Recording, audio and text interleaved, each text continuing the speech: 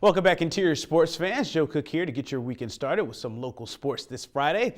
Well, we all knew she had potential, but West Valley's Ruthie Hebert put on a display Thursday night. Local basketball fans in attendance, as well as Gonzaga and Kansas University assistant coaches in the stands to watch Ruthie and the Wolfpack take on the rival Lathrop Malamutes. The Wolfpack started with a stifling full-court press. They led 11-4 early on, and Ruthie, she was just feeling it. West Valley was up 37-27 at the half, and Ruthie had 27 points in the first half alone, matching Lathrop's score. She continued to go off in the second half despite a Lathrop fourth quarter rally, and she finished with a career high 51 points in an 80-71 win. Yep, 51 points. That's a state high for any player this season. Ruthie talks about her 51-point performance in front of some Division I coaches.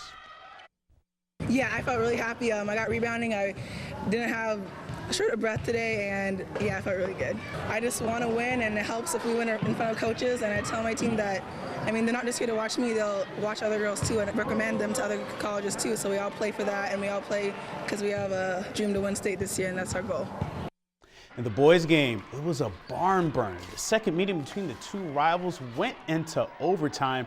Cole Burner, he led the Mutes with 25 points, hitting the three ball there. West Valley was down double digits, but Ward back in the fourth quarter. Daniel Hornbuckle, he scored a game-high 42 points for the Wolfpack. And late in the fourth, Hornbuckle, he had a chance to win it at the free throw line, but went 2 for 3 after getting fouled with 2 seconds left. It was tied 76-all in overtime. Jaden Whiteside, he hit a huge three to put Lathrop up 4, but Hornbuckle, he answered with a trade ball of his own.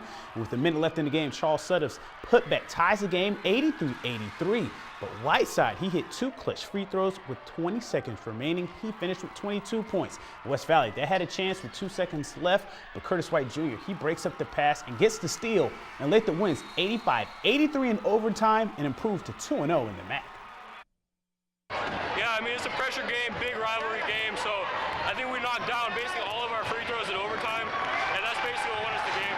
Confident. We try to stay together as a team all game throughout practice yesterday and the day before. It's extremely big since we lost to Bartlett earlier this year, so we had to. And in other high school sports action, the Galena Hawks, they defeat North Pole in a non-conference b-ball matchup 54-51. DeAndre Campbell, he led North Pole with 16 points. In Mid-Alaska Conference hockey, North Pole, they jumped on Lathrop with a 3-0 first period, and they would win 4-1. Carmen Teal had 3 goals and assists to lead the Patriots in the victory.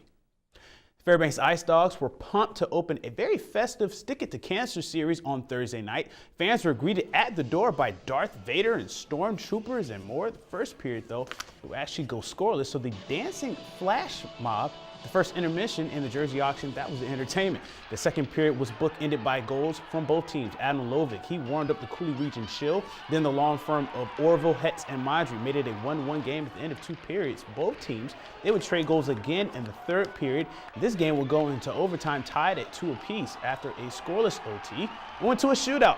Madry and Orville provided the scoring for the Ice Dogs, and Orville, with his 3rd goal of the night, he hits the game winner for the Ice Dogs because Patrick Munson, he shut the door on 4 straight attempts. Fairbanks wins 3-2 in a shootout. The players celebrated with Atlanta Falcons football players and cheerleaders after the win. It's really special. I mean, there's so many people that are affected by it, and last year I got pulled in my one game of this, so I had to redeem myself. But and I was just happy to get another win with all the fans here. We didn't come out as we wanted to. I think we can play a lot better the first 2 periods. We step up a little in the third and go harder to the net, and then we take it home and shoot. It was a really nice shootout goal by Madry, and yeah, and we won the game. That's the most important thing. The Alaska basketball programs were winless on Thursday in road GNAC games. The women's squad, they lost their 4th in a row in a nail-biter, 74-75 to Northwest Nazarene. Their shot missed at the buzzer. Stephanie Toulson, she paced the Nooks with 19 points and 8 boards. Brianna Kirk, she added a career-high 15 points.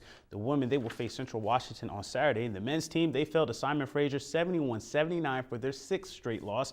The Clan never trailed. Niang Sango had a game-high 23 points for the Clan. Alex Duncan, he scores a season-high 15 points for Alaska. UAF, they will visit Western Washington on Saturday.